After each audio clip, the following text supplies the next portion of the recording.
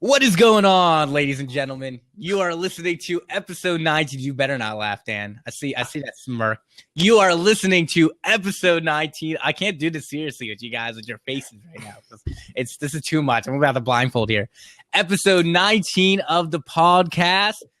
We have a special guest today, Mr. James Michael Sama. I definitely said that right? All right, I'm getting it right. That's all that counts. It's going to be an awesome episode. James is a personal friend of both Dan and I. He has no idea who Eddie is, so we're going to make up lies about Eddie and see which ones are true and false, see which of these he can guess. Please, can we do that? Please. So, all right, Dan, you go first. You got to give 2 truths and 1 lie about Eddie to James right now. Dan doesn't know that much about But James needs to be able to say true or false to each one. Eddie is a programmer. He's traveling the world and going to 12 countries. And he's not as good of a host as me. That's you're trying to create a civil war before we even get started over here. You have to sign somebody already.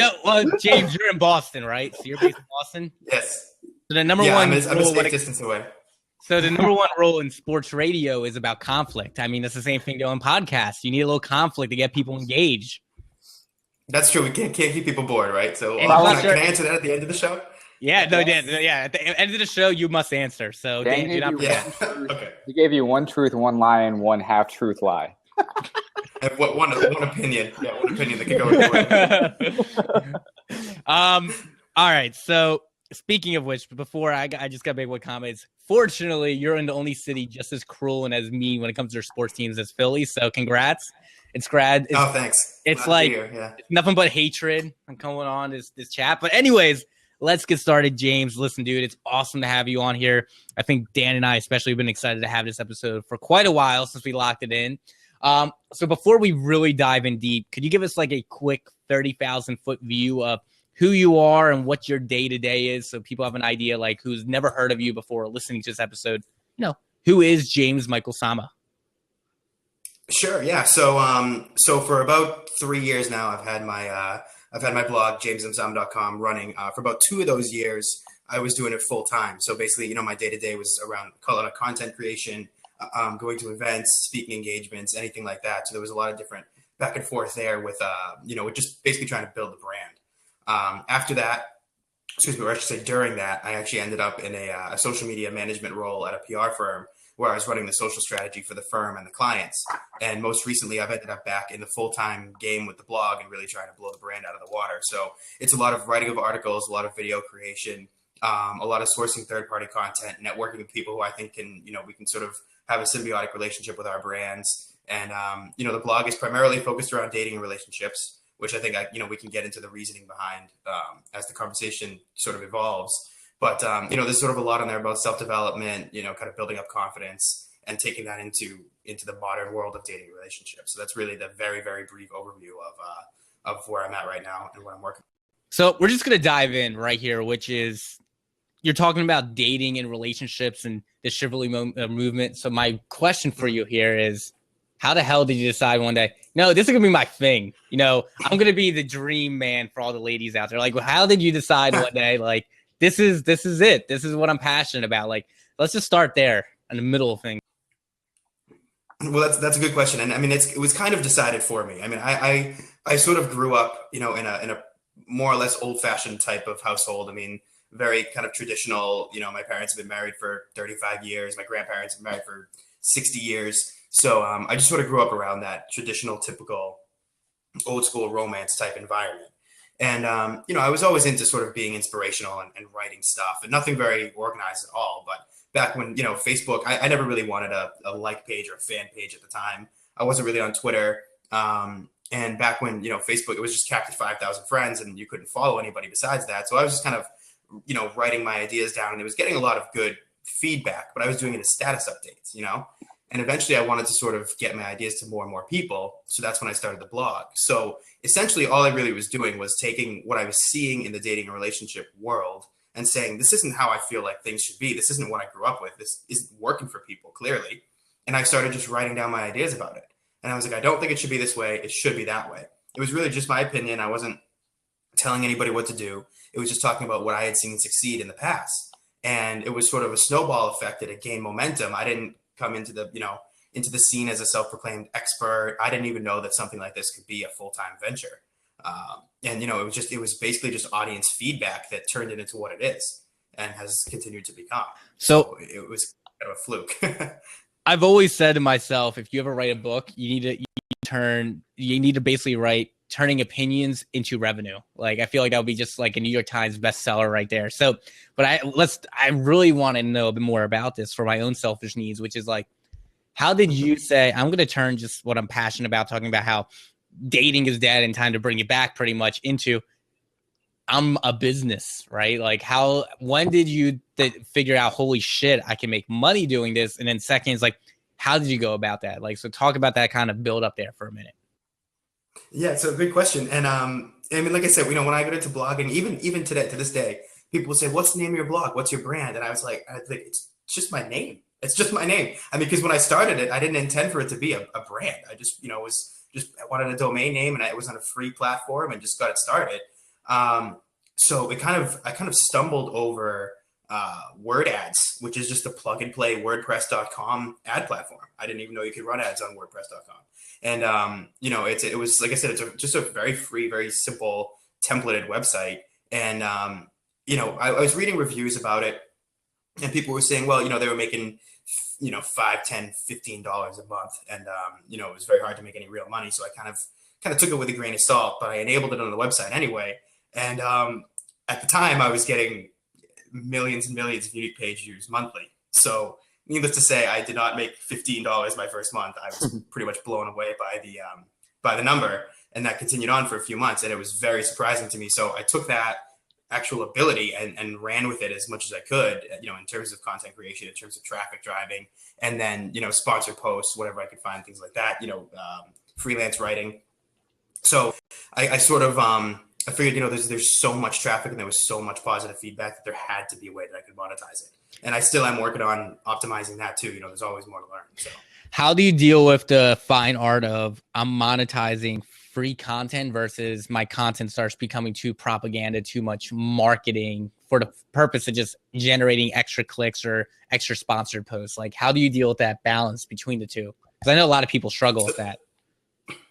Yeah. And, this is sort of, and I think I struggle with it in a different way, because there's almost 700 articles on the website right now. And I'd say maybe 2 of them or 3 of them are sponsored posts.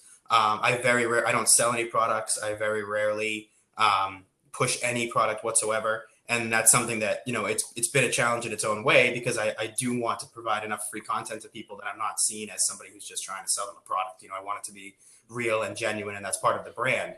But that is also presented a struggle in terms of making it a full-time venture, because then where is the money going to come from? You know what, though, I have to submit. So I've been watching for, I don't know how many. Well, I guess I remember you doing the statuses back when you started, because I remember we all kind of had our thing. Like, you were in your own areas of mine, and you get lots of likes. And first off, it's awesome that you took it and actually developed the brand. I can't even begin to tell you how proud it is just of you, just to see how much you've developed. He was actually crying before the show by how proud. Yeah, but we didn't record that, so you can't prove it. Here's but one thing I was going to say is like, I'm huge on the free content, and that's one of the things that I love about yours, is that I know that I can go there and I can find something unique, something well developed, well thought out, critically thought out. And I take you, I don't know if you're a Gary Vee follower, but to me, you're a very, very, I feel like you're a very jab, but you haven't done a ton of hooks. And I like that you're starting to head in that direction, because in my eyes, you've put out so much valuable content, and you've helped a lot of people. I've seen it from testimonials to other people talking about it, and like I said, I definitely am hoping that that's where you're going to take it and definitely become, you have the brand now. So, it's like, what are the next steps for you? Right. And that's exactly sort of what I've been trying to figure out over the past few months. And, not to put the cart before the horse, or not to get too deep into the, letting out the secrets of it. But I think that part of the reason why I've done all of that is that I would love for, ideally I'd love to be on a talk show, or, a regular kind of media personality or something like that. So I guess my idea is that I'd like to have so much content spread so far, providing so much value, that somebody's going to go, I want that guy. Don't do So, TV. and Don't do TV. What you need to look into is wait, he's got the debonair good looks though, so he should be. I know, but he like with YouTube, like look at where Casey Neistat's getting more people per day watching his videos than what a TV channel does, and where the distribution network's going. And I mean, my opinion is, James, a lot of people, at least from my point of view, looks like a lot of millennials and young individuals are the ones adopting and digesting your content. Is that accurate? It is. I mean, it's the demographics. I mean, it's mostly female. Like my readers are probably 90% female, but I think it's like 24 to 35-year-old females that are the highest demographic. I mean, that demographic right now are huge YouTube people, like digesting YouTube. I'd be, if I was you, producing a video a day on YouTube every single day, like basically the equivalent of vlogging on YouTube every day, putting out content and then connect it to your blog. Because that, if you want a TV personality, let them come to you. Don't wait for the TV personalities to happen. Like, start building your brand now, and then use Snapchat to siphon content. Use Instagram to siphon your best highlight 15 seconds of your YouTube video. Siphon that over to Facebook, and all of a sudden you're using YouTube as your medium, your gauntlet, and you control it. There's no more middleman distribution. You're distributing directly through YouTube the content you want, how you want it, where you want it, why you want it. And I would do it every single day, no excuses. Every day is such a big deal though. Like that's a full-time gig. If you would do that's what he said he's doing. He's So if you're gonna do it, you gotta do it full-time. I mean, for as long as I can, and I have started doing more video on Facebook. And I was doing it natively in Facebook just because, I figured they're going to prioritize, that in the newsfeed with the algorithms and everything. But YouTube could definitely be an untapped market for me. And I have a few existing pieces of content I could just easily move over. You definitely need to get on YouTube. So are you the only one creating and curating content? Yes, sir. So that is crazy. So are you the only gentleman left in the world? Is that what you're by talking about it? What I'm putting out there is that they are still out there. It's like I always say like I am not. But it's kind of like Pokemon Go. You got to go now and look for it very detailed. That's what it is. That's actually maybe that should be the next app. Gentlemen Go. You got to walk around and find them. It'll be a great dating app. It'll be a great dating app. Got him. You catch like a little bow tie or something, and it's like you throw a bow tie and it sticks to the guy. It could work. It could work. You know a good app developer? Anybody? I think I might know. I think they might sound the ring a bell. All right, so let's really dive into it. Hold up. So a follow-up to my last question. Since you're the only one, like how much of your day or your week are you spending with just those conversations with those building those relationships with other media sources? There's what I do is I try to target different industries, whether it's television one day or, magazines. I connect with a lot of editors, a lot of people, that are making decisions for magazines, especially in New York. In fact, I've been trying to set up some meetings to go to New York and sit down face to face with some of these people. So, I'd say, a solid 20% of the time is based on building those relationships and getting on people's radars because, I don't think it's necessarily about millions of people seeing the content. It's about the right people seeing the content. Right. So I think that, it's worth spending a solid chunk of time and is that like cold emails mostly? It's mostly social media. I'm very passive about it. I don't say like, hey, look at me. I kind of join in conversations. I'm, interacting with them on Instagram. I make it very natural. And my idea is to try to get them to my profile where they can see what I'm up to. And, I don't want to be salesy. I don't have a PR team. I kind of, that's the challenge of being a one-man show is that I'm trying to make it organic. What's your success rate? Watching this. I've gotten some pretty good hits. I've been on Fox News. I've done CNBC. I recently had an interview for New York Post. I've got a bunch of different logos on my site for news sources and things like that I've done. I've done a couple talk shows and a lot of media online. So it's gone well. But from where I need it to be, it's not. So give us our viewers and our listeners like a real example on how you got on one of the shows, like reverse engineer from us from the very beginning, what your actions were leading up to that. Cause I think the practicality of it can relate to a lot of people listening to the show. Yeah. Well, I think that the real key is the consistency and the genuine nature of the content is really the key because basically the reverse engineering was, there was a period of time, probably 6 or 7 months after I started the blog. And, don't get me wrong. It's over 35 million page views now. So it has certainly not fizzled, thankfully. That's only in 3 years. But, there's a period of time when it was super, super hot. And I was getting a constant influx of requests. I had a company bring me out to New York City for a talk show for a day, and I was a guest on there and talking about chivalry dying and not dying. So, I mean, the real kind of process behind it was having so much genuine, unique content that nobody's really talking about floating around online and catching people's attention and going, wait a second, this is something that's new and different, and we want our viewers to learn about it. And it was just emails through the website. It was just, I have a contact form on my website and people would just reach out to me there. I wish I had a more magical sound explanation for it, but it was just, I think it's just that it's a different nature of the content that not a lot of people are putting out. So when you're producing this content, where are you sharing it? Are you like saying, let the people share it? Or like especially when you started off, like what was your distribution networks? So when I first started, it was literally just my personal Facebook page, which had 5,000 people on it. And that was it. That was the only channel I had. I was barely on Twitter. I think I had a Twitter account, but I never used it. I didn't have any fan pages, nothing like that. When it started, it was literally just my Facebook page. And it just, there was something that got shared 2 months after I wrote it, and it just went viral for some reason. And, I was getting 4,000 or 5,000 page views a day, which I was thrilled about. I hit that number on a Tuesday, and I remember the same Friday, I was over 1.5 million page views in a single day. So 3 or 4 days later. So good question then. So I know you said it was about 3 years ago. I know you're doing the Facebook statuses. That's where it kind of stemmed from. How long were you going at it before things started to kind of take that more viral scale effect? Because I definitely feel like maybe, and again, I know you did a lot of it and you pushed I wonder how long were you going, and did you start getting to that point where it's like, I don't really know if this is going anywhere. I love it, but it's not giving me the results I thought I was going to get. So do you mean Facebook in general or the blog? Just, building up that scale of your brand and starting to get that attention, those page views, all those different components that you've come from where you started at the bottom and now to where you've really grown. Yeah. So, I started the blog in June and it went viral in November. So just a few months after that. Yeah. It happened relatively quick. Was the blog something that you had done already before the Facebook post started, or that was something that kind of happened as a result? It happened as a result. Yeah, it was because I wanted to write, Facebook, I think even was limited at the time for how many characters you could put in. I remember you complaining about that a couple times, man. So your posts were generally longer.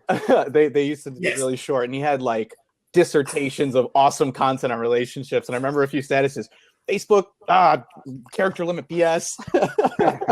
Well, everything is limited. It was like you limited your friends. I was always upset about that, a social networking website limiting the amount of people you could network. And I was like, it makes no sense. And that's exactly why I went to the blog, because I wanted to write longer pieces of content. And, I don't even know if you could share status updates at the time publicly. I mean, it was just kind of a weird format back then. So I needed just a bigger platform, and then it started to, and then, I learned how WordPress.com is its own community and people can reblog stuff and share stuff from there. So that of course helped too. And, you get reblogged by people with thousands of followers and you go, oh geez, this actually, here's another whole channel for traffic. So I do have another question, but I feel like we might need to pull back just a little bit. I think the specifics of some of your messages are worth diving into a little bit more. I know we mentioned in the beginning, I think you said relationships and dating, but could you dive maybe just a bit more into what that means? Because I think you have some really specific things you focus on. You have a lot of core like messages that you really push, especially towards guys. And I think it's worth talking about. So I'm sorry. Yeah. Can you just a little more detail for that question? Sorry, Dan. Sorry. Like I know about the new chivalry movement. I know you're, I think it's really like the core, the more details of it's not just relationships and dating, but the focal point that you push inside of those. I think there's a lot to be said there. And I know, you have a really interesting way of highlighting things I don't think a lot of guys want to hear, and then you really dive into that. And I think that's a valuable message or part of your brand's message to share. Well, and I appreciate that because it has gotten me a little bit of flack from people, mostly guys and some women too. But the real underlying message behind all of it is basically just about what I'm trying to do is bring back kind of like the dignity of relationships, or if people don't think it was there in the first place, to actually create it, to understand that people can actually put effort into something long-term and make it work if they just dedicate themselves to it. But, the society today doesn't really seem to want to do that with anything, whether it's, a job or whatever. People are just kind of like, flying off to the next thing once it comes along.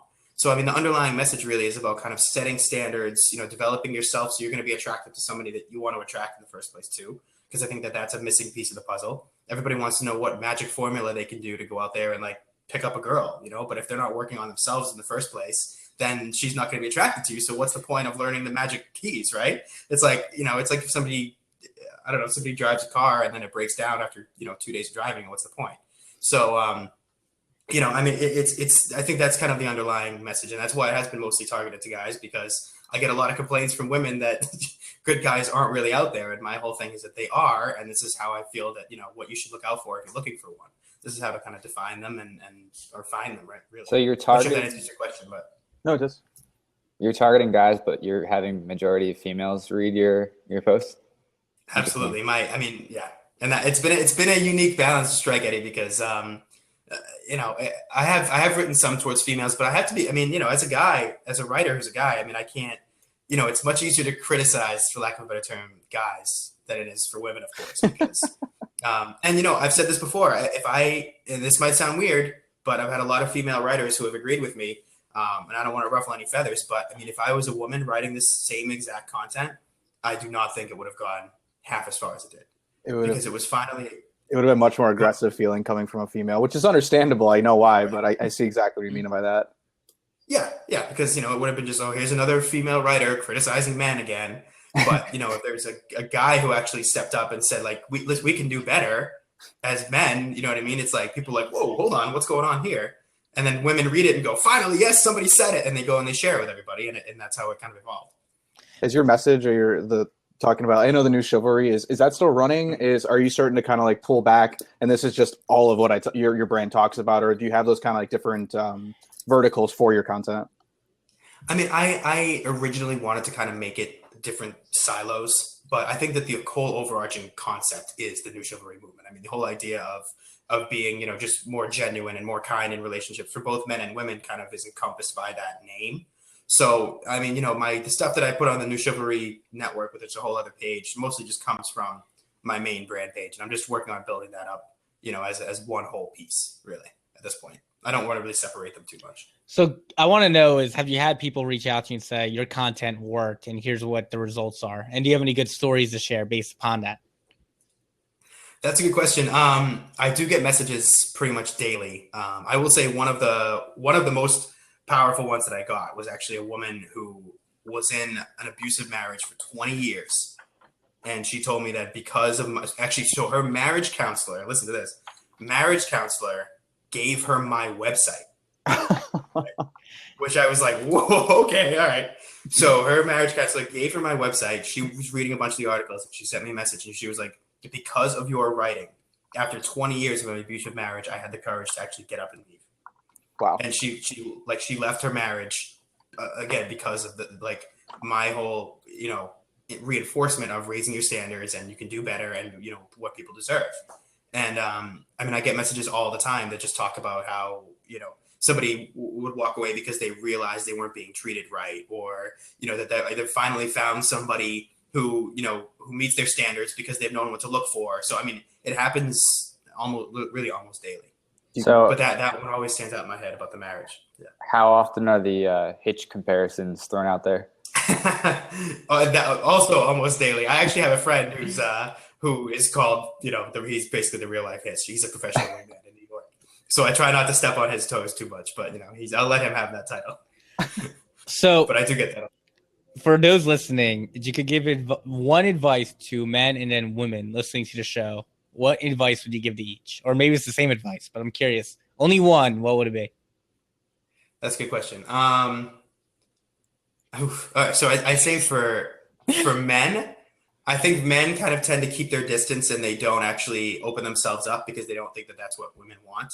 And I think that men need to realize that if they're going out and, chasing a lot of shallow different connections, looking for a substance, they're not going to find it. So, because I know from experience, I've been there, done that. So I think that for men, don't be afraid to be genuine because the right woman is actually going to appreciate that.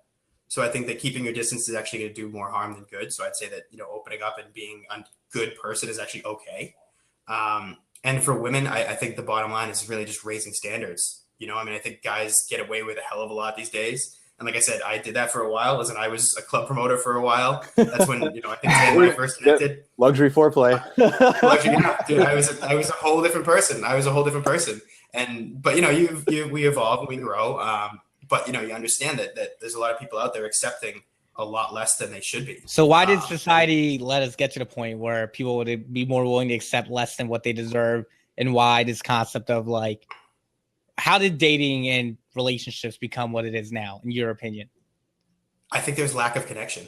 I think there's a lack of connection because I mean, and I without social media, I wouldn't be. None of us would know each other. I mean, I live on social media. I'm not saying anything bad about it, but I think it has sort of put some walls between people to the point where there's a lot less real connection being made. So I think people are. I mean, it's human nature to want those relationships. So I think people are looking for them anywhere that they can get them. So I think they're low. Go ahead. Sorry. Go ahead. I was going to say that I think I hate videos sometimes. I'm mad. No, go ahead, because I can ramble. So you go ahead, Dan. So I was going to say it's a really interesting point. I mean, I don't think anybody would argue against social media or anything digital, right? It definitely takes away that level of connection. Like I think the really good example, just to kind of preface this, is like texting. You can't really show emotion through texting, and if you can, it takes a little bit more effort. So I would say is with that, do you look at it as more of a you're trying to move people to go away from that? Do you look at it as a tool, or it's like, hey, this is how I can leverage how technology has changed things and still build those relationships that are so crucial? Yeah, that's a good question. I mean, if I told people not to text or that whatever, I mean, I'd be hypocritical. I mean, I pretty much only with my girlfriend and I hardly talk on the phone. We're texting each other all the time. So I mean, I'm not necessarily advocating, definitely not giving that up, but I think that it can either be used to keep people separate or it could be used to connect them more. I mean, I don't think it should be the only mode of communication, but I mean, if it is, then I think that's when the problem lies. But I think that, it can sort of be a conduit. It can be an in-between, because when you think about it, even probably 20 or 30 years, I mean, who was texting 10, 15, 20, even like 20 years ago, whenever it started? I mean, it's like you had two options. You either saw somebody in person or you called them, right? And then it's like, if they weren't home, it's like, or if they were on the internet, you couldn't get through the phone. So it's like, now there's so many different ways that we can communicate that it can be a plus if it's used properly, I don't think it should be thrown out the window, but it also can't be the only mode of connection, because you're never going to build anything real that way. So let's get some moral ground questions happening here. What's your thoughts on the modern day, like Tinder and Grinder and these type of apps that now exist in the marketplace? I mean, I think if two consenting adults want to do what they want to do, I mean, who am I to begrudge them of that? I mean, I think the issue comes when people are dishonest about their intentions. AshleyMadison.com. Yeah, that's a whole other concept. But I mean, if people want to jump on Tinder and they know what they're getting into and that's their thing, then it is what it is. I think the problem relies with like people are making false promises and like basically just kind of setting somebody up for failure because they don't mean what they say. I think that's where the issue really lies. I do like that. I've heard some success stories with the dating apps like that, like Tinder and Anafody on Grindr, so that they found their soulmate, and I'm like, that's fantastic. I can't thank technology enough that someone actually found that. I mean, my absolutely. I mean, 2 girlfriends ago, I met her on Twitter. So take that as you will. That's the thing. I mean, I think that these days we have to be open to finding it anywhere, really. So then, all right. So overall, online dating period, the Match.coms, the OkCupids, there's too many of them, but you get the idea. Like, what do you think of the non-morally grounded, traditional style dating websites then? What? I mean, I think there's a lot of value in meeting people that you wouldn't normally come across. I mean, I have new neighbors, and he's an IT and she's a doctor, and they met through a matchmaker, and it was like they never would have run in the same circles. They never would have met each other in a bar. So I think things like that are valuable for connecting you to people that you wouldn't normally find. I feel now at our age group, from like the lowest end to the highest end, probably 1 out of every 3 to 4 couples I meet have met now through online dating websites. I mean, it definitely feels that way, right? And I think the numbers are only increasing. So I just downloaded Tinder for the first time last week. I never used it. Well, what country are you in, Eddie? Other countries are really fun. Yeah, what country are you in right now, Eddie? I'm in Serbia right now. I'm in Serbia, number one. So you're using Serbia Tinder? Yeah. First of all, Serbian women have they set the bar so high for women all over Europe because they're all gorgeous. But like, I'm only using it really to meet locals, to try to find cool things to do rather than touristy things. But it is kind of weird, like finally getting on here, and like it feels like everybody's going through motions rather than trying to connect on it. But I have friends that say like they use Tinder, or they have friends that use Tinder that make genuine connections, and a couple of friends that like have ended up in marriages off of like Tinder dates. Like that's, to meet someone on Tinder and then to be married. Like, do you tell your friends that like, oh, how'd you guys meet? Like Tinder. Well, I think that Tinder has sort of, I think it's gotten its own reputation over time. I think that, I mean, Bumble, I think is probably pretty good too. Yeah, you don't like to talk to women, Daniel. That's why you like Bumble. Well, no, I don't like to have to do the work because I got my company to deal with. So I gotta I need to automate my dating. Automate. I wear black V-necks and they Dan, come to me. Wait, That's all I need. guys. I know what Dan needs to do. Dan, we're gonna hire you a VA that communicates on your behalf to help you find the perfect date. No, that's okay. we're gonna actually do this. It's gonna be a better podcast, the VA dating app. It's gonna be great. Wait. I've got the ultimate line, and this works really well. It's, hi, my name is Dan. I live at home with my parents. I don't have money anymore, and I started my own company, and I have no ambition. If they stick around, that's a keeper. That's my test. Wait, you include I have no ambition in the end there? I know. Just to see how they take it. But I don't want to and I'm balding, and I'm getting a little fat, and why would you include that at the end? I feel like you were good up until the no ambition part. That's what you want to keep. You got to test them. You can't trust. And wait, add one more. Add you like long walks on the beach at the very end of that. I was gonna say long walks. You might as well, Dan. You might as well just go on like cougar cruises and get a sugar mama. What website is that? AshleyMadison.com, Dan. I do want to go back. There was just to highlight a point you made, which is I really like what you said, which is I love that social media opens connections. Now, if only we could supplement the poor communication that it's created, I think that there's a lot more value in the connections that it gives you. Dan, you can add an affiliate to James about etiquette in social networking. There's a whole new blog. Yeah. Texticate, you know? I mean, I think it's we went way over Dan's head of this conversation. Totally yeah, it's like swing and a miss. Yeah, I'm not good at baseball. So Alfredo has a question. He wants to know, James, are you going to use Facebook Live with your brand? So good question. So I actually a few weeks ago I did start doing a weekly Q&A on Facebook Live that actually went really well, and I haven't been with my co-host, so to speak, as often, so we actually haven't been doing it. But I probably should, pick a time, even if it was every day or every couple of days, and get on there for a while. So I was using it for a while. The reach was great. The video's got a ton of views. So I should probably hop on and make better use of it. So if that's what people want, that's what I'll do for sure. Do you have any upcoming engagements? Anything on TV or anything worth mentioning coming up, or big things in the works? I wish I did, Dan. I'm really working on getting on the radar of some magazines, and I'd like to be, whether it's have a column or, sort of be the go-to guy for appearances or questions or whatever on relationships. That's kind of you should just go all out and go for a Netflix series. Hey, if you have any tips on how to make it happen, who do you know? So I want to go real controversially because, as I mentioned, conflict makes good ratings, and we want as many viewers as possible and listeners. So, James, what is the most controversial thing that's come out of your mouth about dating so far that's got people really wild up? And tell us why you believe it too. Good question. All right, ready? I can tell you exactly what it is. I'm excited about this. All right, the most controversial thing that I've said, and whether or not this sounds controversial to a bunch of millennial guys or not, I couldn't say, but to my audience, it was very controversial. Ass over boobs? Oh my God, Eddie. I do agree with that. But that's Eddie out of this whole thing. Cut him out. I know, cut that corner of the screen. No, I think it's, I have no problem with sleeping with somebody on the first date. I think that's totally fine. I think that you can have a solid relationship that comes from it, even if that happens. I don't think it's a deal breaker, and I don't think you have to respect anybody less or take them less seriously if that happens. And I've gotten a lot of backlash for that, as you can imagine, but I think it's fine. To kind of follow up, because I think it goes hand in hand, does the number matter? Your number? It kind of goes with it, I feel like. I mean, that's not normally a conversation that I get into with people that I date. I think the first date? Yeah. No, we'll definitely have the first date. No. So how many? Like ever. Yeah. No.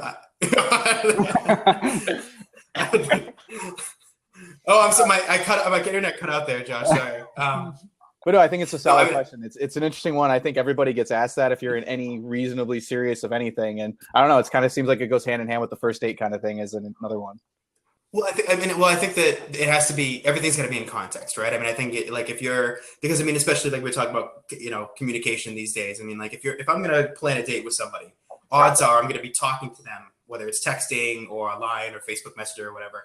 I'm probably going to be talking to them between the time that I make the date and we actually go on a date, right? So you're going to be like, it's not like you like make the date and then you're off the grid for a week or 2 weeks. Like you're actually communicating, you're building that relationship, you're getting to know them. So by the time you get to the first date, you already have a bit of a connection, right? So, I mean, it's like, I think that, by then you sort of know whether or not you're going to want to continue something with that person.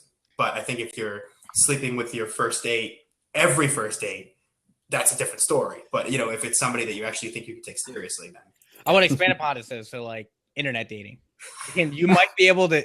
No, you mean in person, like you met through the internet. I'm not talking about like internet only. Like, do you want to date us? Is that what you're trying to get at? Dan, I mean, we already are a bromance, right? I mean, don't tell. Yeah, this is happening. Don't tell your 6 a little jealous. Yeah. But real talk here. I mean, if we're having this conversation, which is you could have an incredible vibe through like internet-based conversation, text, hell, maybe over voice, Skype, whatever. But you meet in person, there's no vibe whatsoever. Like that's a real thing. Anybody give me a look. I mean, that's a truth. It just reminds me of the like AOL Instant Messenger days. That's why. How are you? Good. Eddie, ASL, Eddie? No, get out of here. No, but I'm serious. Like that's a real thing. Is like your internet personality is nothing like your real life personality. No, but I'm not. Well, I mean, it's like I feel like the way you communicate through text is not. It easily doesn't translate to personality. If I write a formal email and it all ends with periods, I promise you that's what my personality is. It's because I wrote a formal fucking email. I mean, it's the same thing, though. Yeah, but I mean, if you go on that first date, I mean, it's not like you're obligated to still, sleep with the person at the end of the night just because you go along well on text. It's like, well, I'm here, so I mean, yeah, no. So I mean, but that's the thing. Like, that's the other reason why. That's the reason why we can't let technology completely replace the communication, because there's no substitute for that real life interaction. So that's why I think there has to be a mix of both. So, but I totally agree. I mean, I've met people in person. I'm like, that's not what I expected you to be like at all, based on your, how they talk or how they text or whatever. I know this question is going to piss people off, but have you ever been catfished? Yeah, I have. Actually. Really? No, not recently. I mean, before it had a name. I was catfished, yeah, back in like I think it was like MySpace days. Oh man! So yeah, I mean it was that's dangerous. It was a weird, yeah. I mean it was a weird situation, and I was much younger, so it's not like I was like running off to like meet people. But it's one of those things you talk to them consistently, and you never really at the time. I mean, you never really knew who was behind the computer, And I mean these days, what I've had happen actually a couple times is people send me Facebook profiles and dating website profiles that have my pictures in the profile. Damn. That's how you know I'm you're like, oh, that's awesome. Now you're I'm like, what the hell is it? It has happened a couple times, and I'm just like, you can be like, my years of going to the gym are finally paying off. Yeah, seriously, it's about time. It's about time. My recognition, my hard work is happening here. Have you? When I end up on like a fitness website, then I'll know that it worked. Yeah. Or have you been on a date with a girl that like knows your profession, like what you do, like and if so, has she like tested you or tried to put you like through some obstacles and weird questions? I did date a girl once that she was very like, well, that's in your, it's like, she'd say something that was word for word from one of my blogs or like one of my tweets or something. And she'd be like, well, it's one of your rules. Weird. And I'm like, oh God. Self-correct. Like I'm screwing myself. I have to like go by the book now because I'm like, do as I say. Seriously, yeah, and so I have had people kind of give me a little bit of a hard time about it, but I just I just tell people it's guidelines, it's general kind of like rule of thumb for like not being a dick, and so it's like Pirates of the Caribbean with a parlay rule in essence. That's what you're saying for everything you do. Yes, it's parlay. Sure, that's whatever reference that you guys want to go with. This works for me. I hope you go by parlay now because I just think it'll be hilarious. So please do. We're gonna start a new hashtag trend, yeah. Yeah, parlay with dating. So all right, and we're going with just one more, just because I'm curious about this one. Have you had women who have like said, "I want to go on a date with you because of your writing," and have like made serious offers, not like I'm exaggerated. sure he gets messages every day about that. No, but I really want to know this. Like, how I want to hear this perspective. I've actually gotten a couple of marriage proposals. Like, But- serious? but- No, seriously, like, yeah. That I escalated. mean, probably. I mean, they didn't seem that way, but I mean, it's No one said it's you're usually right. not from $20,000 rings. Not yet. Marrying me. not. If that happens, I'd have to consider it. But no, you know, there's a lot of my readers aren't really local, so I mean, that's sort of the thing too. Is that, you know, a lot of people in Boston know me from sort of my past lives or life. You know, so this. I'm not sure how all this looks to those people. They might be going, "Oh, that was that kid from the club 10 years ago," you know. But so you know, a lot of it comes from people that aren't local, so it wouldn't be a realistic connection anyway. But I mean, I definitely have gotten invitations, and it's just a matter of kind of like, you know, figure out what the right match is for me, basically. But So curveball Yeah. here. How do you deal with Boston winters? oh man, I try to get out of them as often as I can. I'm telling you, it's brutal. Yeah, no, it really is. You never get used to it. People go, "Oh, you grew up here, shouldn't you be used to it?" I'm like, no, never get used to it. Which just sucks, period. So where are you going to take your brand now? Like, what's the next steps for your website, for you, for your image? What are you trying to do? That's a good question. I mean, you know, my sites have always been set on publications like GQ and Esquire, and you know, because that to me has always been sort of the, you know, the benchmark for kind of like, you know, being a good, especially from like a male standpoint, right? You know what I mean? Like being a good man, like helping other guys be better, like, and learning. I'm not perfect. I'm no professional, but so learning and just being part of that, providing value. So, I mean, I would love to be in some capacity involved with either of those magazines, whether it's being their, you know, relationship guy or, you know, whatever it is. When somebody writes in and asks relationship questions, I'd love to even be, you know, involved in that capacity.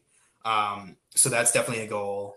You know, I mean, even to, like I said earlier, to be sort of the go-to guy on, you know, some sort of talk show, and you got to get brought in, or, you know, conference in or whatever. I'm close enough to New York to make a trip, so that's easy. So I'd love to kind of be that go-to person in all forms of media, ideally.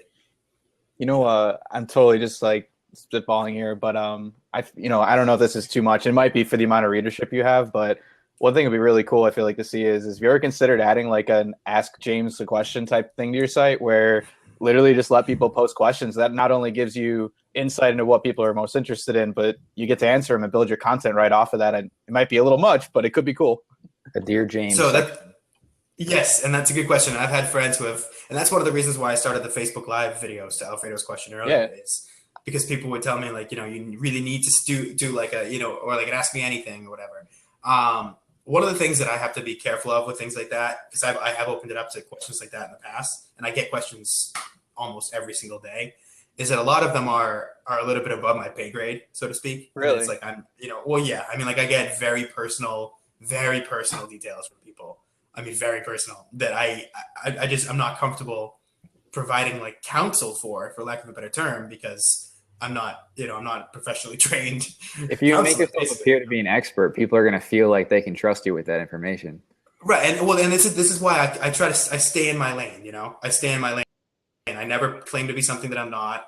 I mean, there have been multiple media outlets that have called me an expert. I have never said it myself. And I try to make that clear, you know? So, and, you know, I mean, it's like, if somebody asks me parenting advice or marriage advice, I just tell them, I mean, I write about things that I'm experienced with and that I know about. I don't go into those areas because I don't have personal experience. So but I feel like if you open up to that whole thing, to the questions, I've seen some very interesting inquiries come through that I didn't want to tackle. So it's a fine line to walk. I mean, at what point would you be comfortable calling yourself an expert, though? I feel like that's kind of subjective anyway. I don't think it would be wrong of you it wouldn't be wrong of you to say that you're an expert. That's a good question. I think if I was getting compensated regularly by a certain platform, like if I was paid to be an expert, I mean, I think if I put myself out there and put all this free content out and I don't have a product. Do you accept the term thought leader? I would love to be considered a thought leader. I wouldn't say I wouldn't call myself that, but yeah, that's one of my goals, is to be, you know, branded as a thought leader. Yeah. But you know, I think it's one of those things, like, if, you know, if other people, if you say you're cool, you're not cool. Oh, absolutely. That's what I was going to say, is I think it's great that you don't call yourself an expert. People throw that term around, and maybe you are, maybe you aren't, but most of the time, if you have to say it about yourself, it probably doesn't really reinforce much for anybody. But if they're saying it about you, now that's a different story. If only, Dan, what was that? if only if only we could convince Dan to stop saying that he's cool. I never said I was cool. No. No. That's on the record now. It's on the record. It's live. No, he said. Well, there's a quote. I forget who said it, but it's if you're good at something, you'll tell other people. But if you're great at something, then other people will tell you. Yep, I love that. So I mean, it's yeah, and I think that's kind of the thing that I'm getting at with all this. What has been your biggest struggle so far? Monetizing the content. That is Hands down, definitely tough. What? Yeah, and What does your average day look like? well, now that I'm not in the agency, I mean, it's probably pretty. It's probably more boring than I could explain. I mean, it's like boring. Let's go.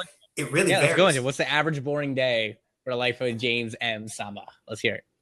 Oh, man. This is going to make me sound much less interesting than I probably should.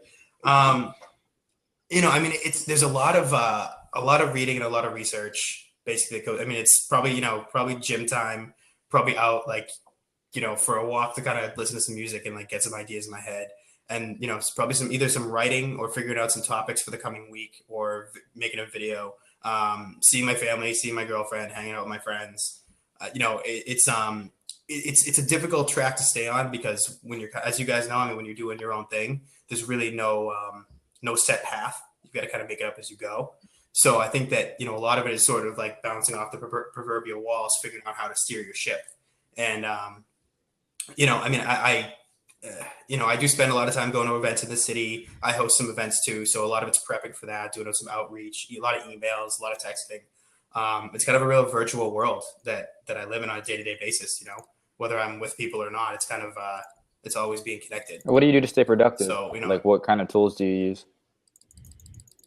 I mean, it's really what I do to stay productive at this point is understanding that, and I put a Facebook status up the other day that was basically this analogy of if you fall into the ocean, you're kind of like, I just lost. Dan's gone. That wasn't just you.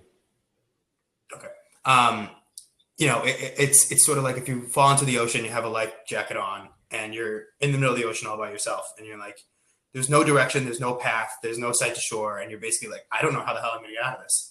But there's nobody there to help you, and you have to figure it out yourself. So to stay motivated and to stay basically moving forward, that's really all that I need at this point, because I know that there's no other option. I've never been a real systems guy. I've never been a real process guy. I've always kind of gone, by the seat of my pants and made things happen. And, it's like if you just fall on your ass and you got to get up again. And that's really the only thing that I stick to at this point, because it's the only thing I know that works, because, nobody else has done what I've seen, what I've done in the way that I'm doing it. Unfortunately, I'm not saying that to say, hey, look at me, I'm the first guy, but there's not really a blueprint that I can follow, So it's a matter of really learning, listening to people, absorbing information that's out there and applying it to what I do or trying to. What do you want your legacy to be? I want my legacy to be that I helped people live happier lives with healthier relationships, whether that's a relationship with themselves or a relationship with somebody else. What does greatness mean to you? Oh, that's a good question. Greatness to me is being recognized for making a genuine positive difference in the world. When you think of someone successful, who's the first person that comes to your head? Without sucking up and saying one of you guys right now. You can't suck up. Could have gone for it. It depends on how, I think a lot of people would say, both of my parents have owned their own businesses their whole lives, and my parents are successful. I definitely would think of them. But if you go to, I've always admired Lewis Howes, because I hear the story about how he was, broke on his sister's couch after he broke his leg or something as a professional athlete. And, a year later, he was making $1 million a year doing LinkedIn courses and had to sort of make it. I actually had no idea he was molested as a kid, too. Did you know that? He talked about one of his podcast episodes. Yeah, from a family member. So he was open about it. Yeah, that was crazy hearing that. That's a good one. So let's see. What else do I want to ask?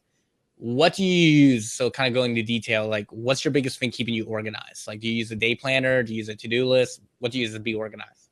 Seat of his pants, man. And, that's, what's that? The seat of his pants. Yeah, man. You know, and I think that's been a real downfall of mine, actually, probably because I think if I was more organized, maybe I'd be, on a more straight and narrow line. I had to come to grips with that, like within the last year or two, because I'm like you, like I just don't like systematic like processes or anything like that. Like I was never really organized, but honestly, once I started to get organized, things started to become more efficient, and I got better at what I was doing. So it's definitely something Totally. And bite the bullet on. yeah, no, and I agree. And when I was, when I was with the marketing firm, I definitely got into the habit of being very kind of like, I've got a notebook that's full, every page on both sides. But I mean, again, I think the challenge with something like this is that, when you get up in the morning, you're not quite really sure what the day-to-day is going to look like. You don't know what that next step is going to be. You got to kind of figure it out. So it's hard to like create a to-do list. And I suppose if I really sat down, I could say, well, this is what I want to accomplish over the next couple of days and put it down there. But a lot of stuff kind of hits you where you're browsing online and you go, oh shit, that's a good idea.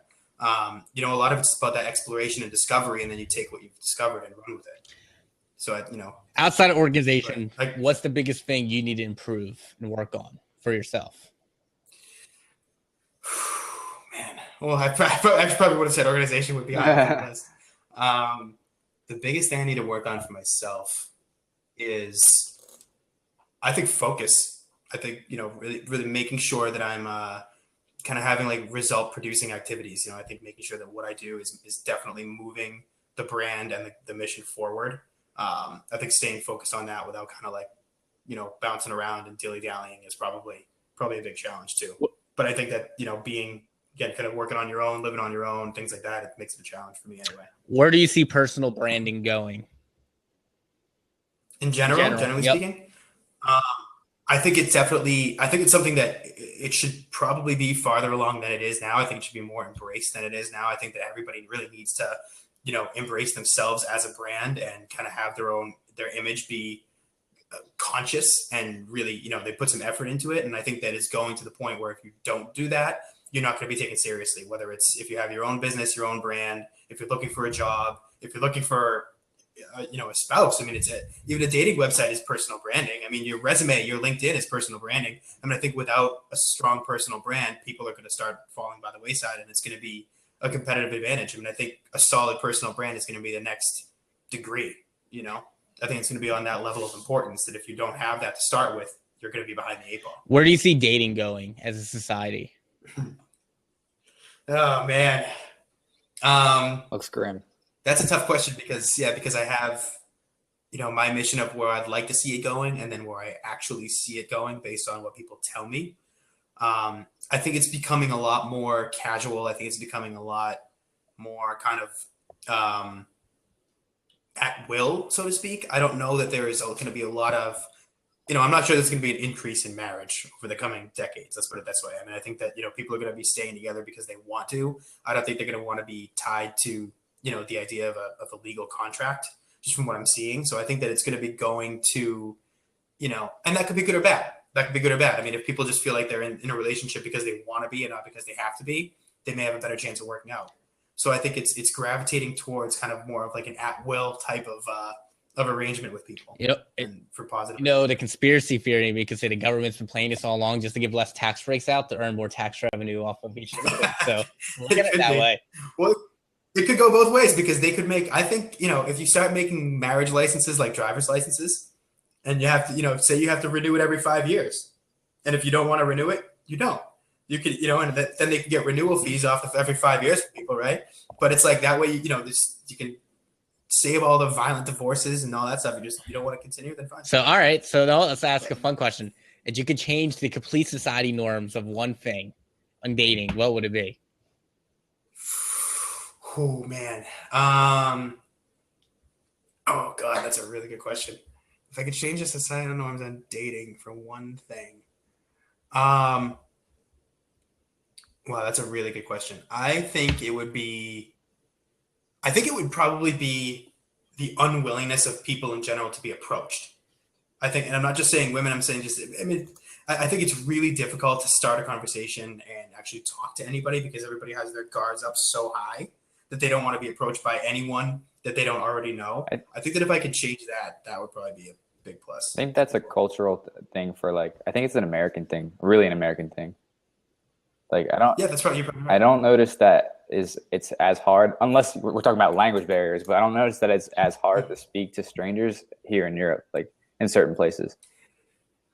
No, you're probably right, and I mean I think it's and you know, and Boston is certainly not it's not the ideal example of it's difficult in Boston. I've been to LA, I've been to New York, and I've actually found it easier.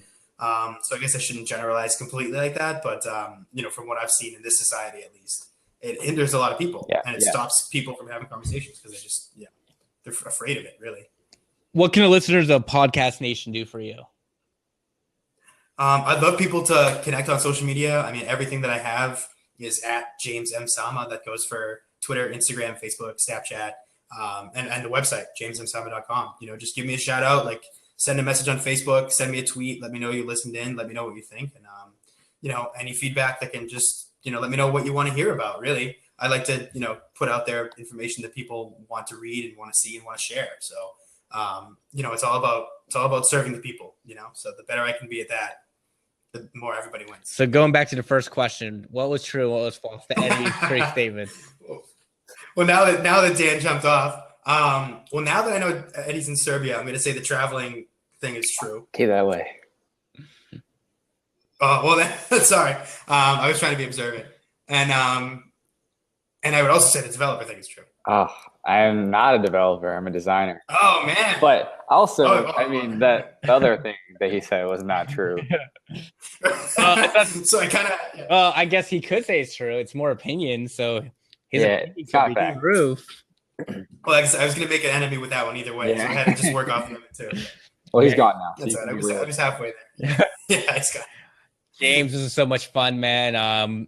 We truly do appreciate having you on. Awesome info, I think, from your mindset from dating, from both genders' perspectives. I think is awesome. I think your perspective from personal branding, the way you go about treating your own self as a business, I think it's an intriguing, unique perspective, and honestly, just the way you've built yourself out of nothing and like have created a name for yourself and been on national television in national publications is something that should be, you know, not only just like recognized, but congratulated. And, you know, it's an accomplishment. So on all of us in the podcast, you know, we appreciate having you. We look forward to having you back and all the ridiculous amount of successes, and can't wait to see you with the movie Hitch based upon you in theaters 2025. Sounds good. You can count on it. Be there opening day. But thanks, guys. I really appreciate it. Hey. Yeah. You want me to stop? You want to keep recording? No, we can include this. I was just gonna thank you guys. Well, Eddie, we can record this. Is this something for the show? This is our chance. That's some behind the scenes stuff. Say it off the record, all right? No, well, you sure you don't want it on the record? Because now people know something's going to be on the record. No, just pause the recording. I don't know. I feel like this is an improper ending. We now need a better ending than this. Now we're just dragging it out for no reason. I don't know. Is anybody listening to this? Send us a comment on Facebook or hit us up on Twitter. Just say, why am I listening to this as your hashtag? It's a blooper reel. We all need that. All right, Pawdcast Nation. You've been listening to episode 19, brought to you by Chop Dog. Dog is in DAWG. Just a reminder, we provide free proposals for you're building your mobile app, your web app, your wearable app. Love to work with you. Reach out to us. Thanks and have a good one.